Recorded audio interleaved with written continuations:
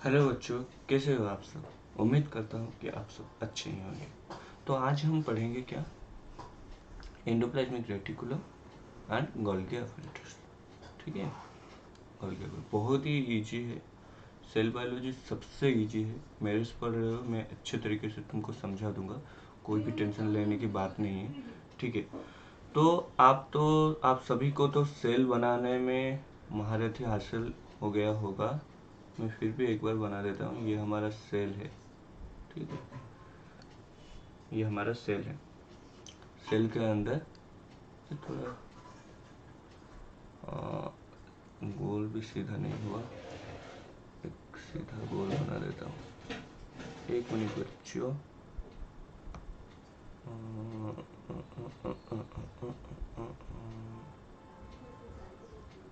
कहाँ गया, ये रहा। ठीक है,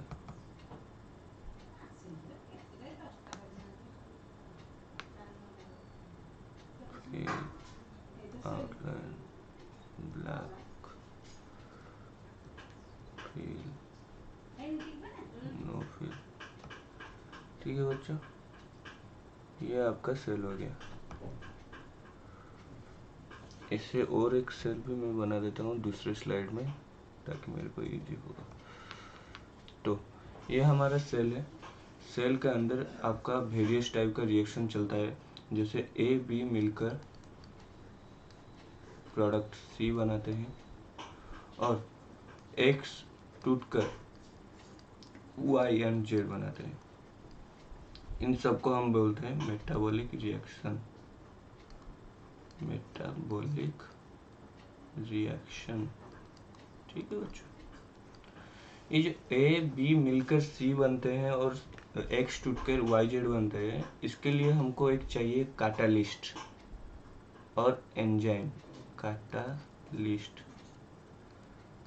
कैटालिस्ट समझते हो ना बच्चों क्या, कि जैसे देखो, कैटालिस्ट नहीं होगा तब भी सी बनेगा, मगर लेट होगा। सपोज तुमको एक जगह से दूसरी जगह जाना है, ठीक है, पैदल चल के जाओगे, तुमको लगेगा 30 मिनट। अगर तुम्हारे पास बाइक होगा तो तुम उसी जगह को 10 मिनट में पहुंच सकते हो। कैटालिस्ट और एंजाइम, कैटालिस्ट नॉर्मली एंजाइम ही होते हैं, ठीक है, एंजाइम ही होते हैं। एंजाइम क्या होता है मैं बताता हूँ। तो ये क्या करता है, एक गाड़ी का जैसे हेल्प करता है कि रिएक्शन को फास्ट करता है, और इसका कोई रोल नहीं। इसका मतलब अगर ये नहीं होगा तब भी वो सी बन जाएगा, मगर बहुत टाइम लगेगा। तो ये मतलब रिएक्शन को थोड़ा फास्ट करता है। ये तुम्हारे केमिस्ट्री में पढ़े होंगे, ठीक है। तो एंजाइम बनते हैं किससे, ना प्रोटीन से। प्रोटीन से एंजाइम बनता है। प्रोटीन किससे बनता है, राइबोसोम से। राइबोसोम किससे बनता है, ना राइबोसोम मेकिंग जीन होगा। जीन कहाँ पे पड़ा होगा, ना न्यूक्लियस में पड़ा होगा। बच्चों सब इंटरलिंक्ड है। देखो तुमको पढ़ाया था ना, nucleus double membrane, double membrane nucleus, ऐसे समझ लो, ये समझ लो न्यूक्लियस है। थोड़ा मतलब गंदा हैंड राइटिंग है, फिर भी समझ लो, ठीक है। इसमें पढ़ा होगा तुम्हारा क्रोमोजोम। क्रोमोजोम के अंदर होगा डीएनए। डीएनए से तुम्हारा बनता है राइबोसोम। तो डीएनए से तुम्हारा बनता है राइबोसोम। डीएनए से राइबोसोम, राइबोसोम से बनता है क्या, तुम्हारा प्रोटीन। देन प्रोटीन से बनता है तुम्हारा क्या, एंजाइम। ये थोड़ा बहुत याद रख लो, ये बेसिक चीज है, ठीक है। देन आते हैं एंडोप्लाज्मिक रेटिकुलम को। एंडोप्लाज्मिक रेटिकुलम को हम मतलब तोड़ देते हैं। मतलब बच्चों देखो, बायोलॉजी ऐसा एक मतलब सब्जेक्ट है, उसका नाम में ही मतलब बहुत सारा चीज तुमको पता चल जाएगा। देखो जैसे एंडो मीन्स अंदर, inside, endo means inside. Plasmic means, plasmic means cytoplasmic के बात वो बोल रहे हैं, साइटोप्लाज्म की बात बोल रहे हैं। रेटिकुलम मतलब नेट, नेट। तो हमारे सेल के अंदर, साइटोप्लाज्म के अंदर नेट जैसे ऑर्गेनेल है उसको बोलते हैं एंडोप्लाज्मिक रेटिकुलम। ठीक है बच्चों, मैं एक बना देता हूँ तुम्हारे लिए। पेन कहाँ गया, दूसरा एक पेन ले लेते हैं। एक हमारा ये रहा हमारा न्यूक्लियस। ठीक है बच्चों, ये हमारा रहा न्यूक्लियस।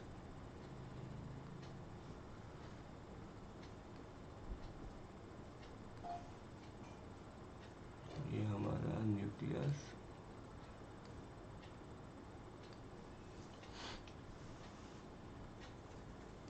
न्यूक्लियस को लग के ही मतलब अटैच होकर एक ऑर्गेनेल होता है जिसको हम बोलते हैं एंडोप्लाज्मिक रेटिकुलम। ऐसे ऐसे करके होता है, ऐसे ऐसे करके होता है। ठीक है, इसको पूरा मतलब न्यूक्लियस को लग के होता है ये, इसको बोलते हैं एंडोप्लाज्मिक रेटिकुलम। इसको बोलते हैं न्यूक्लियस। न्यूक्लियस ठीक है। तो ये न्यूक्लियस के ऊपर कुछ दाना दाना, ये आपको मैं न्यूक्लियस पढ़ाने के टाइम बोला था। अगर कोई नहीं देखा है न्यूक्लियस वाला वीडियो मेरा तो जाकर देख लीजिए। इस सेल बायोलॉजी में न्यूक्लियस के बारे में बोला था। तो इस न्यूक्लियस के ऊपर दाना दाना सा होता है। क्या बच्चों, तुम ही बताओ, मैं नहीं बताऊंगा, बताओ तुम, सोचो क्या होता है। राइबोसोम। क्या होता है ये सब? राइबोसोम।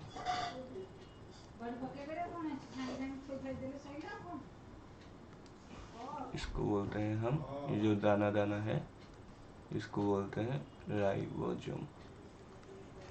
राइबोसोम बच्चों, एंडोप्लाज्मिक रेटिकुलम के कुछ हिस्सों में राइबोसोम अटैच्ड होते हैं, कुछ हिस्सों में राइबोसोम अटैच नहीं होता है। तो जिस हिस्सों में एंडोप्लाज्मिक रेटिकुलम का अटैच होता है राइबोसोम, उसको क्या कहते हैं? ये तुमको मैं न्यूक्लियस वाले टॉपिक में समझाया था कि अगर तुम्हारे फेस में मतलब पिंपल्स हो जाएगा तो तुमको कैसे लगेगा? रफ रफ फीलिंग होगा। तो वैसे ही दाना दाना टाइप का एंडोप्लाज्मिक रेटिकुलम के ऊपर है, तो इसको क्या बोलते हैं? बोलो, सोचो, क्या बोलते हैं? न्यूक्लियस वाले टॉपिक में पढ़ाया था, याद करो। ठीक है, इसको बोलते हैं रफ एंडोप्लाज्मिक रेटिकुलम। मैं शॉर्ट फॉर्म में लिख दिया हूँ, रफ एंडोप्लाज्मिक रेटिकुलम। और जिसमें ये राइबोसोम नहीं होता है उसको बोलते हैं स्मूथ एंडोप्लाज्मिक रेटिकुलम। और मैं इसका फंक्शन भी बताया था तुमको न्यूक्लियस वाले चैप्टर में। इसका काम होता है प्रोटीन सिंथेसिस करना, प्रोटीन सिंथेसिस करना। और इसका काम होता है क्या? स्मूथ एंडोप्लाज्मिक रेटिकुलम का लिपिड सिंथेसाइज करना, लिपिड सिंथेसाइज करना। ठीक है बच्चों। हाँ, जो ये एंडोप्लाज्मिक रेटिकुलम है ना, उसका अंदर पार्ट, ये पूरा होल ईयर किसको बोलते हैं ना? होल मतलब इनसाइड, ये जो बॉर्डर है सबको मिला के ईयर। ये जो सिर्फ ये पार्ट होता है ना, ये तो तुम सोच लो ये कुछ और है। तो ये जो पार्ट है अंदर का पार्ट, ठीक है, उसको बोलते हैं लुमिनल कैविटी। लुमिनल कैविटी ईयर के अंदर जो पार्ट होता है। और ईयर के बाहर जो होता है ये पार्ट समझ लो, मतलब ईयर से बाहर, इसको क्या बोलते हैं? साइटोप्लाज्म। और non luminal cavity, non luminal cavity. ठीक है, तो उसके बाद आते हैं राइबोसोम। बच्चों, ये जो राइबोसोम होता है ना, पेन चेंज कर देता हूँ, तुमको बोरिंग लग रहा होगा ना एक पेन से। ये जो इसमें दिखाई देता है, हाँ ठीक है। ये जो राइबोसोम होता है, राइबोसोम का एक लार्ज सब यूनिट होता है, एक स्मॉल सब यूनिट होता है, ये भी पढ़ाया था मैंने। तो ये राइबोसोम कुछ कुछ फ्री राइबोसोम होता है, मतलब ऐसे साइटोप्लाज्म में पढ़े होंगे, ऐसे एक लार्ज सब यूनिट, स्मॉल सब यूनिट। तो ऐसे फ्री राइबोसोम हो गए, इसको बोलते हैं फ्री राइबोसोम। दिखाई नहीं दे रहा है ये बच्चों, चेंज कर लेते हैं, लड़कियों की कलर ले लेते हैं पिंक। तो ये होता है फ्री राइबोसोम, क्योंकि ये पड़े हुए हैं साइटोप्लाज्म के अंदर, किससे अटैच नहीं है। ये अटैच, कुछ राइबोसोम अटैच होते हैं किसके साथ, एंडोप्लाज्मिक रेटिकुलम के साथ। इनको बोल रहे हैं हम बाउंड राइबोसोम। कंफ्यूज हो रहे हो क्या बच्चों? मतलब RER, ER, luminal cavity, non luminal cavity, थोड़ा समझ लो। RER मतलब ईयर के साथ तुम्हारा राइबोसोम होगा, उसको RER कहते हैं।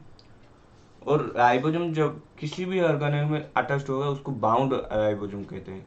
जब राइबोसोम फ्री पड़ा होगा साइटोप्लाज्म में, उसको हम बोलते हैं क्या, फ्री राइबोसोम।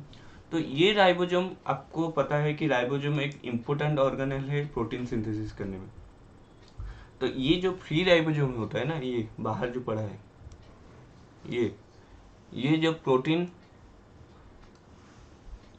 ये फ्री राइबोसोम है, इससे जो प्रोटीन निकलता है ना, ये समझ लो एक प्रोटीन है। प्रोटीन लिख लेता हूँ।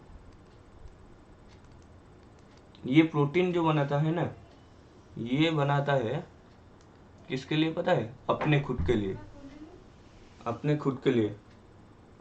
एबे हबनी वो, एबे हबनी, अपने खुद के लिए।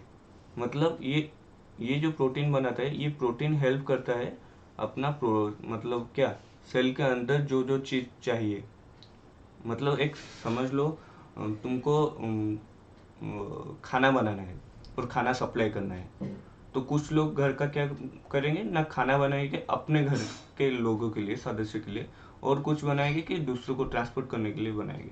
तो ये जो ऑर्गेनेल बाउंड वाला राइबोसोम होता है ना, ये जब प्रोटीन सिंथेसाइज करते हैं, ये करते हैं किसके लिए? ये बाउंड राइबोसोम है, ये जो प्रोटीन सिंथेसाइज करेंगे, सपोज यहाँ पर राइबोसोम है, ये जो प्रोटीन सिंथेसाइज करेंगे ये अंदर आ जाएगा, ये प्रोटीन, ठीक है, ये प्रोटीन समझ लो एंडोप्लाज्मिक रेटिकुलम के अंदर आ जाएगा। और ये वेरियस ऑर्गेनेल के थ्रू ये जो बन रहा है प्रोटीन, ये बाहर जाने के लिए बन रहा है। और जो ये फ्री राइबोसोम से जो प्रोटीन बन रहा है, वो किसके लिए बन रहा है? इंट्रासेलुलर एक्टिविटी के लिए। तो मैं यहाँ पर लिख लेता हूँ, फ्री राइबोसोम, फ्री राइबोसोम जो प्रोटीन बनाता है, प्रोटीन बनाता है फॉर इंट्रासेलुलर एक्टिविटी के लिए बनाता है। मतलब सेल के अंदर जो जो चीज़ चाहिए उसके लिए बनाता है। बाउंड राइबोसोम जो प्रोटीन बनाता है,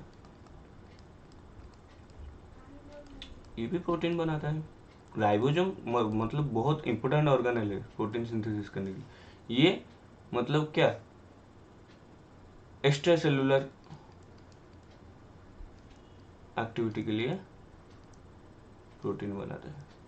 मतलब ये सेल के बाहर छोड़ेगा ये प्रोटीन को बाहर। जैसे समझ लो पैंक्रियाटिक सेल है, वो बहुत सारा एंजाइम रिलीज करता है, रिलीज करने से हमारा खाना डाइजेस्ट होता है। तो वो बाउंड पैंक्रियाट के अंदर कुछ बाउंड राइबोसोम होंगे जो बहुत सारे एंजाइम प्रोड्यूस कर रहे होंगे, वो बाहर आकर हमारा खाना मतलब क्या, डाइजेस्ट कर रहे हैं। और कुछ फ्री राइबोसोम होंगे पैंक्रियाटिक सेल के अंदर जो उस मशीनरी को काम करने के लिए चाहिए होगा, ठीक है। मैं तुमको एक सीधा साधा बताता हूँ। सपोज तुम्हारा कैटरिंग का बिजनेस है, तो तुम सप्लाई करोगे खाना बाहर, ठीक है। और तुम्हारे घर के लोग जो खाना बना रहे हैं उनके लिए तो खाना चाहिए। तो जो घर के लोग हैं जो खाना बनाते हैं उनके लिए कौन बनाएगा?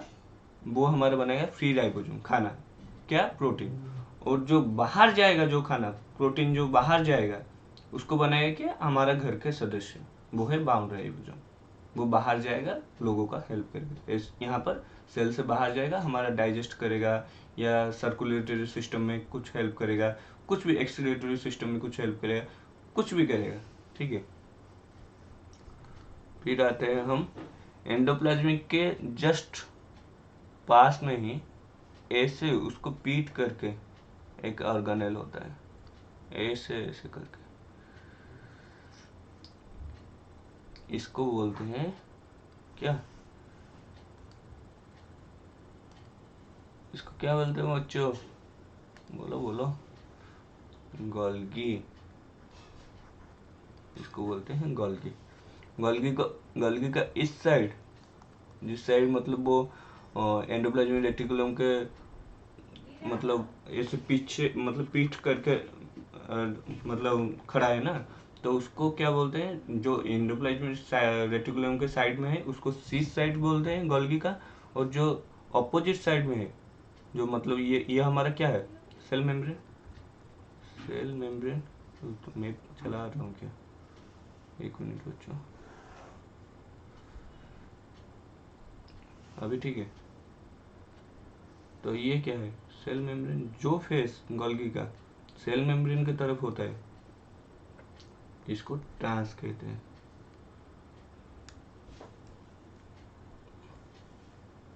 इसको ट्रांस कहते हैं, ठीक है। और ऐसे भी याद रख सकते हो, जो कॉन्वेक्स साइड होता है, कॉन्वेक्स मतलब ऐसे चम्मच का मतलब ऐसे होगा कॉन्वेक्स, कॉन्केव इस तरह होगा तो कॉन्केव, ठीक है। जो कॉन्वेक्स साइड होता है उसको बोलते हैं सीस, और जो कॉन्केव साइड होता है उसको बोलते हैं ट्रांस, ठीक है। ये सब थोड़ा थोड़ा याद रख लो। और कैसे प्रोटीन जाता है मैं तुमको थोड़ा यहाँ पे बता देता हूँ। ये हमारा है न्यूक्लियस, न्यूक्लियस के साइड ये है हमारा एंडोप्लाज्मिक रेटिकुलम, ठीक है। और यहाँ से क्या होता है ना, यहाँ से राइबोसोम अटैच्ड है सब। तो ये राइबोसोम क्या बनाता है ना, प्रोटीन। यहाँ पर प्रोटीन थोड़ा सा मॉडिफिकेशन होता है, मॉडिफिकेशन मतलब थोड़ा सा मतलब माइनर। मेजर मॉडिफिकेशन अगर तुमको क्वेश्चन आया नीट में कि मॉडिफिकेशन ऑफ द प्रोटीन कहाँ पर होता है, देन गोल्गी apparatus। यहाँ पर थोड़ा माइनर मॉडिफिकेशन होता है, ज़्यादा नहीं। तो ये मॉडिफाई होकर ऐसे ऐसे यहाँ पर जाएगा, ठीक है। यहाँ पर जाएगा, यहाँ से ऐसे गोला हो जाएगा, तो ये प्रोटीन इसके अंदर चला जाएगा, इसको कहते हैं वेसिकल। देन ये वेसिकल यहाँ से डिटैच हो जाएगा, डिटैच होने के बाद ऐसे कुछ दिखेगा, ये गोला, गोला के अंदर प्रोटीन, ये जाकर गोल्गी apparatus से फ्यूज हो जाएगा, यहाँ पर फ्यूज हो जाएगा। फ्यूज हो जाने के बाद ये प्रोटीन यहाँ इसमें फ्यूज होने के बाद ये प्रोटीन इसमें चला आएगा, ठीक है। ये फ्यूज हो गया, इसमें चला आएगा प्रोटीन। देन ये प्रोटीन के ऊपर कुछ मतलब तुम्हारा कार्बोहाइड्रेट लग गया, ये कार्बोहाइड्रेट, और ये बन गया ग्लाइको प्रोटीन। क्योंकि कार्बोहाइड्रेट को ग्लाइको भी बोलते हैं, ग्लाइको आया मीन्स इसमें कार्बोहाइड्रेट है। और लाइपोप्रोटीन कुछ भी बन जाता है। और क्या होता है कि देखो बच्चों, ये जो मतलब गोल्गी apparatus है ना, ये मतलब पोस्टमैन की तरह काम करता है। मतलब प्रोटीन सिंथेसिस तो हो गया, चला आया एंडोप्लाज्मिक रेटिकुलम, एंडोप्लाज्मिक रेटिकुलम के मतलब एक बड़ा छोटा छोटा गोला बन गया, उसके थ्रू मतलब प्रोटीन को रख कर छोड़ दिए गोल्गी के पास सेल। गोल्गी क्या करता है ना, टैग करता है कि कौन सा प्रोटीन कहाँ जाना है। सपोज कौन सा एक प्रोटीन जाना है, देखो मतलब हमारे सेल के अंदर बहुत सारे ऑर्गेनेल है, माइटोकॉन्ड्रिया है, लाइसोसोम है, वैक्यूल है, पेरिक्सोसोम है, सेल मेम्ब्रेन है, मतलब बहुत सारे चीजें कहाँ पे जाएगा, तो सबका यूनिक एड्रेस होता है। जैसे न्यूक्लियस में जाने के लिए मतलब तुम एक किसी के घर में जाओगे, तुम आइडेंटिटी कार्ड दिखाओगे, हाँ मैं इस घर में आना चाहता हूँ, देन वो छोड़ेगा, ठीक है। सपोज तुम जाना चाहते हो कहाँ पर, लाइसोसोम को जाना चाहते हो, कुछ प्रोटीन लाइसोसोम को जाना चाहते हैं, तो उनके पास -6 फॉस्फेट का नाम आइडेंटिटी कार्ड होना चाहिए, ठीक है। ये टैग कहाँ पर होगा, ये गोल्गी में होगा। गोल्गी क्या बोलेगा कि प्रोटीन तुम आओ, मैं तुमसे एक अटैच कर देता हूँ -6 फॉस्फेट, जिसके तरह तुम जा सकते हो लाइसोसोम। अगर -6 फॉस्फेट नहीं होगा तो लाइसोसोम तुमको एंट्री नहीं करेगा, ठीक है। तो ये क्या करता है, टैग करता है। सपोज न्यूक्लियस को कुछ प्रोटीन जाएंगे, उनका मतलब न्यूक्लियस के अंदर कुछ काम होगा, तो एनएलएस सीक्वेंस होगा, मतलब लाइसिन रिच, लाइसिन पता है ना अमीनो एसिड होता है, रिच मतलब एक मतलब क्या बोलते हैं, सीक्वेंस डाल देगा। और तुम्हारा ये पेरिक्सिज्म को जाना होगा, तो तुमको एक एसकेएल सीक्वेंस डाल देगा। एसकेएल पता है ना बच्चों, तुमको तो पता नहीं होगा, बायोमोलिक्यूल्स में पढ़ेंगे, वेरियस टाइप का अमीनो एसिड होता है। एस फॉर सेटिन, के फॉर लाइसिन, और एल फॉर, बच्चों मेरा चार्ज खत्म हो रहा है, 1 मिनट। तो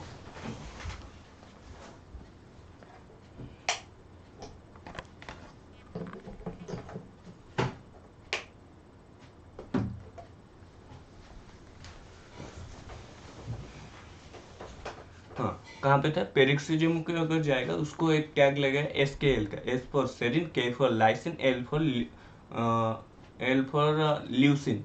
ठीक है, ये सीक्वेंस होगा तो वो प्रोटीन पेरिक्सिज्म में जा पाएगा। अगर किसको मतलब किसको ग्लाइकोप्रोटीन बनना है, उसके साथ एक क्या एक अटैच कर देंगे हम कार्बोहाइड्रेट। लाइपोप्रोटीन बनना है, उसको उसके साथ प्रोटीन के साथ एक लिपिड ज्वाइन कर देंगे। ये सब टैग वगैरह होता है कहाँ पर ना, Golgi apparatus. Golgi apparatus tag करने के बाद वो प्रोटीन अपने डेस्टिनेशन पे जा सकता है। नहीं तो वो बंजारा की तरह इधर उधर, मतलब जो ऋतिक रोशन का गाना था ना, इधर चला मैं उधर चला, जाने कहाँ मैं किधर चला, मैं फिसल गया। तो उसी तरह मतलब वो जो होता है ना थोड़ा गाना हो गया, ठीक है, क्लास में वो चलता है। तो ये प्रोटीन मतलब बंजारा होता है जब एंडोप्लाज्मिक रेटिकुलम से निकलता है। मैं कहाँ जाऊँ, किधर जाऊँ, तो उसका मतलब बोलता है कौन ना, गोल्गी बोलता है कि तुमको मैं देता हूँ ये आइडेंटिटी कार्ड, लेके जाओ वो ऑर्गेनेल के पास, उसको ज़रूरत है तुम्हारी हेल्प। तो वो देन जाता है। ठीक है, समझ में आया ना? और क्या, ठीक है। तो हम पढ़ लेते हैं थोड़ा RER, SER, गोल्गी, क्या क्या किसका किसका काम है। गोल्गी, ठीक है। तो पढ़ते हैं, ये क्या करता है RER, प्रोटीन सिंथेसिस में हेल्प करता है, सिंथेसिस में हेल्प करता है। SER क्या करता है ना, लिपिड सिंथेसिस में हेल्प करता है, लिपिड सिंथेसिस में हेल्प करता है। ये क्या होता है ना, ये थोड़ा मॉडिफिकेशन ऑफ प्रोटीन करता है। इसका काम क्या है, मॉडिफिकेशन ऑफ प्रोटीन। ठीक है, ईआर में माइनर मॉडिफिकेशन होता है, मेजर मॉडिफिकेशन कहाँ पर होता है ना, गोल्गी में होता है। Then packaging of modified product, package करता है मॉडिफाइड प्रोडक्ट को। मॉडिफाइड प्रोडक्ट मीन्स प्रोटीन, जो प्रोटीन मॉडिफाई हो गया उसको पैकेज, उसको एक बेसिकली एक गोला के अंदर रख के वो छोड़ता है, जा तू लाइसोसोम के पास चले जा, तू न्यूक्लियस के पास चले जा, तू प्लाज्मा मेम्ब्रेन के पास चले जा, तू माइटोकॉन्ड्रिया के पास चले जा। एक एक गोला करके उसमें प्रोटीन डाल के, प्रोटीन के साथ एक आइडेंटिटी कार्ड, उसको एक टैग देकर छोड़ देते हैं। क्योंकि अगर आइडेंटिटी कार्ड नहीं होगा तो वो प्रोटीन नहीं जा पाएगा माइटोकॉन्ड्रिया के अंदर। माइटोकॉन्ड्रिया के भी कुछ आइडेंटिटी कार्ड होते हैं कि उनके मतलब जैसे जाएगा उनके द्वार में, वो पूछेंगे तुम्हारे पास हमारा मतलब माइटोकॉन्ड्रिया जाने के लिए कुछ है क्या आइडेंटिटी कार्ड, कैसे छोड़ दूँ, तुमको वहाँ पर माइटोकॉन्ड्रिया का आइडेंटिटी कार्ड दिखाना पड़ेगा। सब जगह जाने के लिए आइडेंटिटी कार्ड दिखाना पड़ेगा। तो आइडेंटिटी कार्ड कौन देगा, गोल्गी देगा। ठीक है, लिपिड सिंथेसिस ये क्या करता है, ट्रांसपोर्ट प्रोटीन, ये दोनों का काम है, आर्यर एरेसियर, ईयर टू गोल्गी। ठीक है, और बच्चों एशियर के बारे में थोड़ा और पढ़ लेते हैं।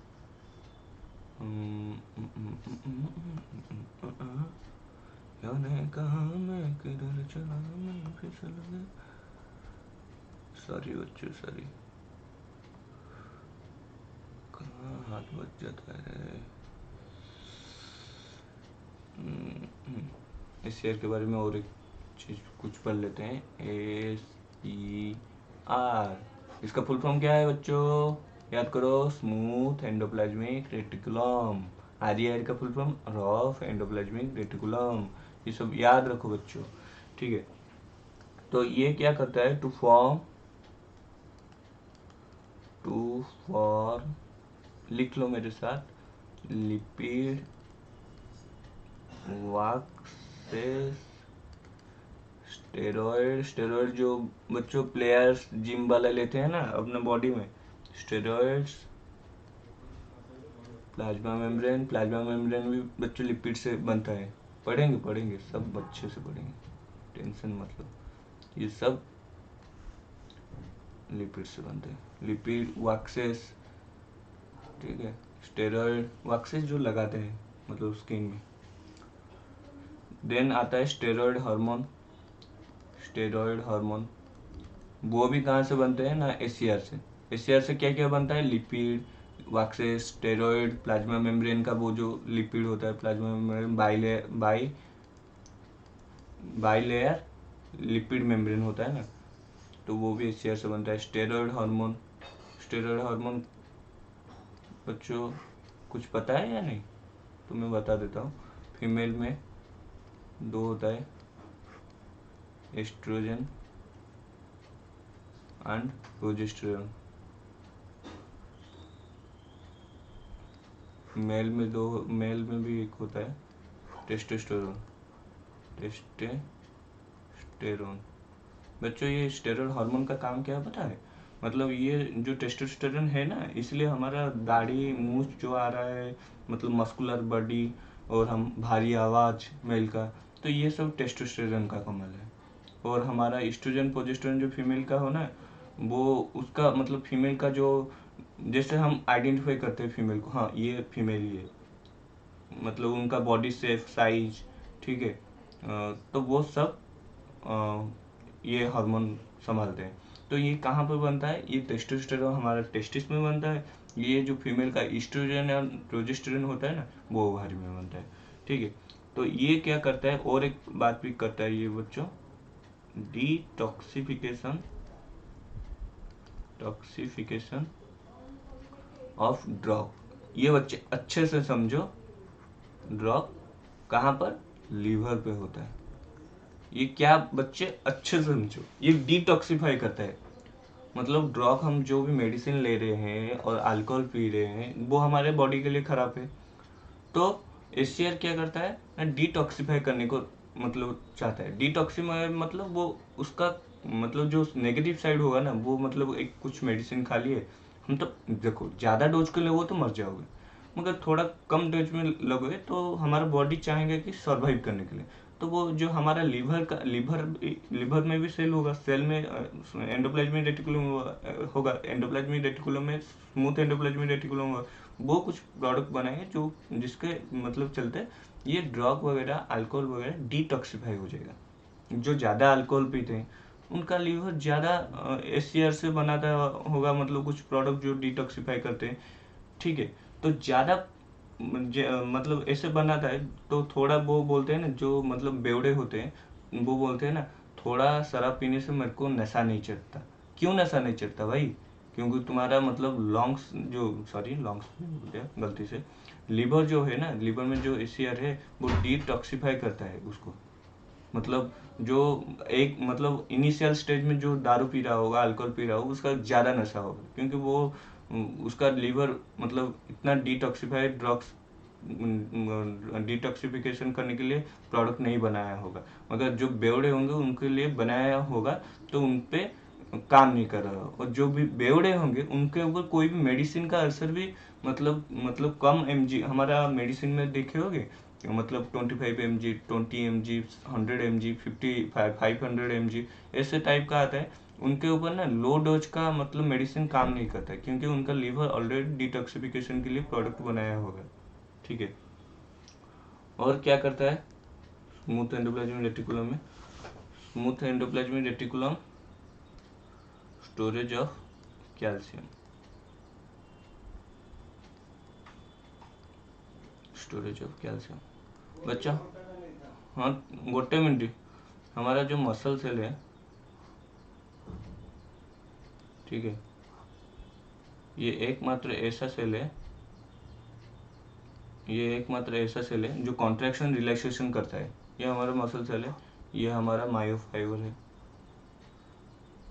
ये हमारा मायोफाइबर है, सॉरी थोड़ा गलती हो गया, हाँ ये हमारा मायोफाइबर है। मायोफाइबर के अंदर में क्या बोला था, बहुत सारा न्यूक्लियस रहते हैं, ठीक है।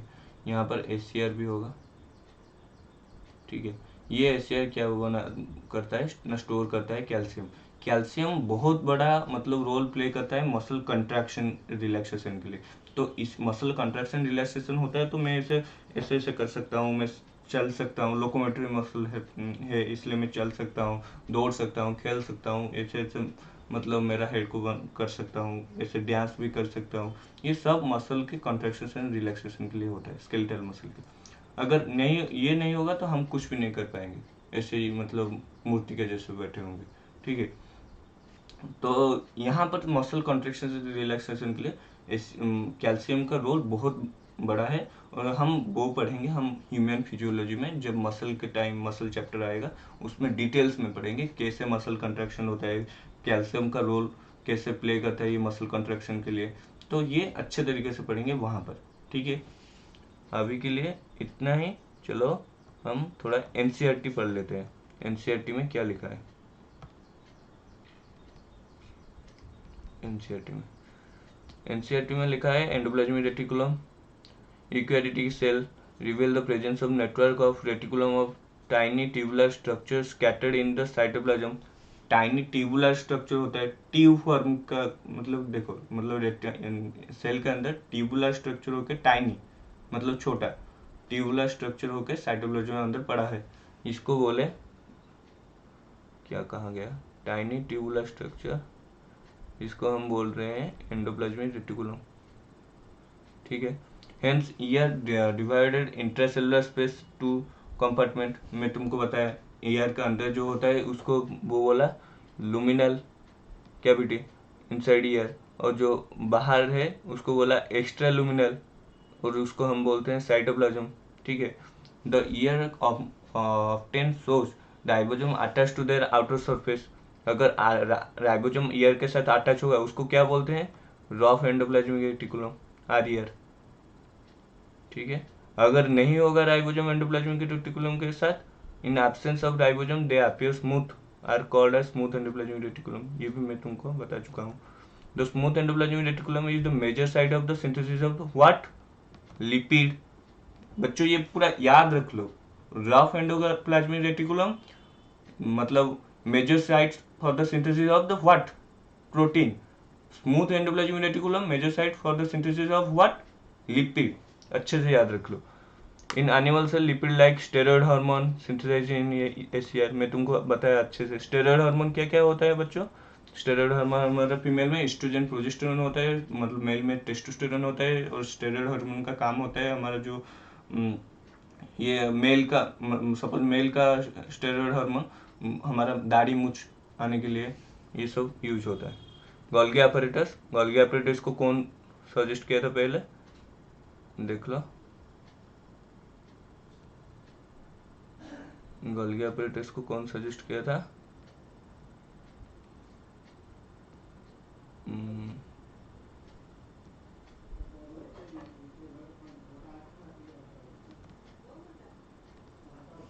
एक मिनट बच्चों।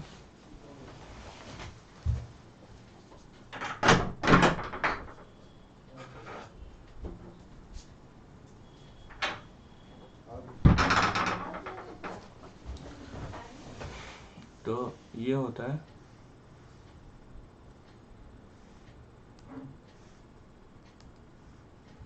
कैमिलो गोल्गी 1898 में फर्स्ट ऑब्जर्व किया था densely stained reticular structure that is near to nucleus that is known as Golgi apparatus. There are later named as Golgi bodies. आप मतलब कुछ दिनों के कुछ सालों के बाद उसको Golgi bodies भी बोले। They consist of many flat disc shaped, ऐसे है ना, देखो disc shaped कैसे शेप है उनका, डिस्क लाइक का है ना, डिस्क समझ रहे हो ना, ऐसे ऐसे, ठीक है। Disc shaped sacs cisterna 0.5 micrometre से 1 micrometre diameter. These are stacked parallel to each other, parallel सब है ना, ये इससे पैरेलल, ये इससे parallel to each other. Varied number cisterna are present in Golgi complex. The Golgi cisterna are concentratedly arranged near the nucleus distance convex में तुमको बताया था ना। देखो कॉन्वेक्स साइड, ये तुम चामच का दिखे हो, ये सपोज चामच है तुम्हारा, सपोज ये तुम्हारा चामच है, ये पार्ट क्या है, कॉन्केव पार्ट, ये क्या है, कॉन्वेक्स पार्ट, कॉन्वेक्स, ये कॉन्केव।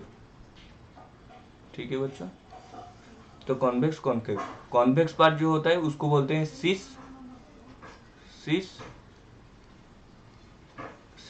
इसको बोलते हैं ट्रांस, कॉन्केव पार्ट को बोलते हैं ट्रांस।